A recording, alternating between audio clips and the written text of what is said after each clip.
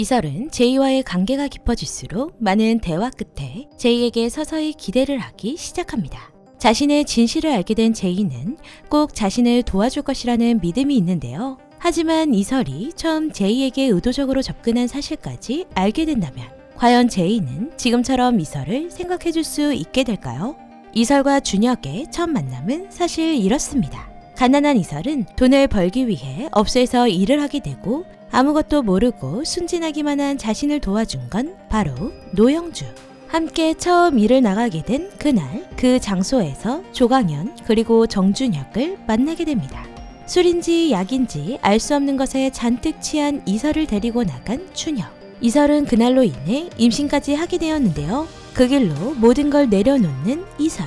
그런 이설을 알게 된 노영주는 함께 살자며 손을 내밀어줍니다. 여가로 임신했던 이설은 제왕절개로 출산까지 하게 되는데요. 그런 이설을 자신의 이름으로 입원시켜 도와줬던 노영주. 아마 이설은 형산동 사건으로 인해 가족을 모두 잃게 되고 빚에 쫓겨 숨어 살던 때였던 것 같습니다.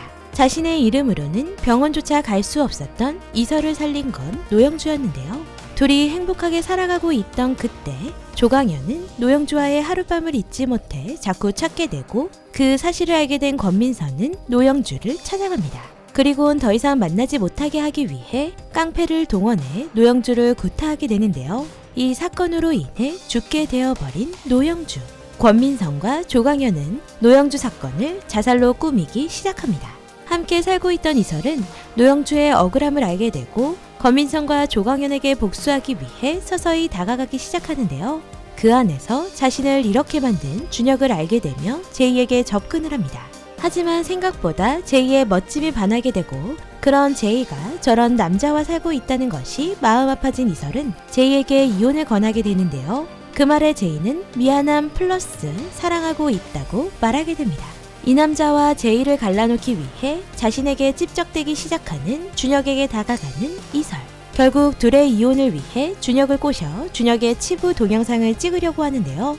이 작전은 성공하게 될까요? 하지만 제이가 이미 이설이 과거 준혁과의 인연이 있다는 사실을 알게 되며 복수는 조금 어려워질 것 같긴 한데요. 자신 역시도 믿고 의지하던 이설의 실체를 알게 되며 혼란스러워지기 시작하는 제이. 자신의 남편을 대통령으로 만들기 위해 준비한 조강현의 치부책인 노영주 출산 자료 역시도 자신의 남편 치부책이라는 사실도 모른 채 협박을 시작한 제이가 되려 역풍을 맞게 될 것 같습니다. 이 역풍으로 인해 오히려 이설은 자신의 존재를 미안해하게 될까요? 제이를 생각하는 이설의 직진 마음이 마치 이성에 대한 사랑처럼 느껴지기에 제이를 감싸기 위한 행동을 하게 될지 앞으로가 기대가 되네요. 또한 제이 역시도 이설의 진실을 알고도 지금처럼 믿고 의지하게 될지 냉철한 제이의 판단이 기다려집니다. 드라마 공작도시 숨겨진 내피셜 재밌게 보셨나요? 이설의 정체가 탄로나기 시작하며 한숙은 어쩌면 제이 몰래 이설의 목숨을 잡고 흔들 수도 있을 것 같습니다. 혹은 한숙은 이설의 정체로 준혁과 제이를 물러나게 만들 수도 있고요. 한치 앞을 모르는 드라마 공작도시.